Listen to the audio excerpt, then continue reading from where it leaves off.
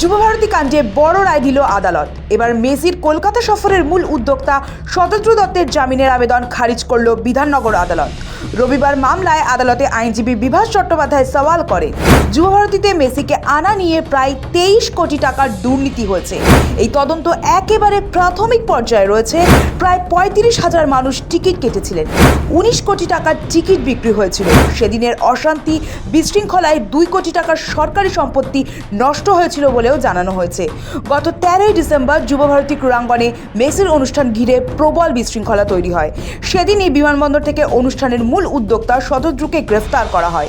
14 দিনের পুলিশি হেফাজতে পাঠানো হয় শতদ্রুকে। পাশাপাশি শতদ্রুর রেশার বাড়িতে তল্লাশি চালানো হয়। তল্লাশির পরই ব্যাংক ও নানা লেনদেন সংক্রান্ত হিসাব খতিয়ে দেখেন সিটের আধিকারিকরা। তারপরই শতদ্রুর 22 কোটি টাকা বাজেয়াপ্ত করা হয়। শতদ্রুর 14 দিনের জেল হেফাজতের মেয়াদ শেষ হলে তাকে আদালতে পেশ করে পুলিশ।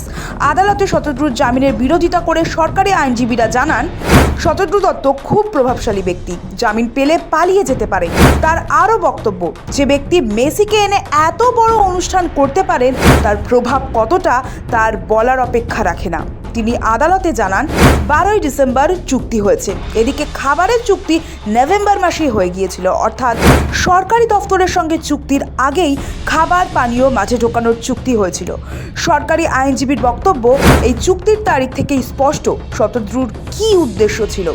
এই মামলায় তদন্তে পুলিশ 21 জনের বয়ান রেকর্ড করেছে, যদিও পাল্টা যুক্তি খাড়া করেন শতদ্রু দত্তের আইনজীবী। আদালতে তিনি জানান, এটি পেশাদার সংস্থার অনুষ্ঠান। মূল উদ্দেশ্য বিশ্ববিখ্যাত ফুটবলারকে সবাইকে দেখার সুযোগ করে দেয়া। প্রশাসন সহ সব বিভাগের সঙ্গে সমন্বয় রেখে কাজ করা হয়েছিল বলেও জানান তিনি। এদিন আদালতের দীর্ঘ সওয়াল জবাবের পর খারিজ হয় শতদ্রুর জামিনের আবেদন। শতদ্রুকে 9 জানুয়ারি পর্যন্ত জেল হেফাজতের নির্দেশ দিয়েছে আদালত। যদিও শতদ্রুর আইনজীবীর মতে আইনি যুদ্ধে তার মক্কেলই এগিয়ে রয়েছেন।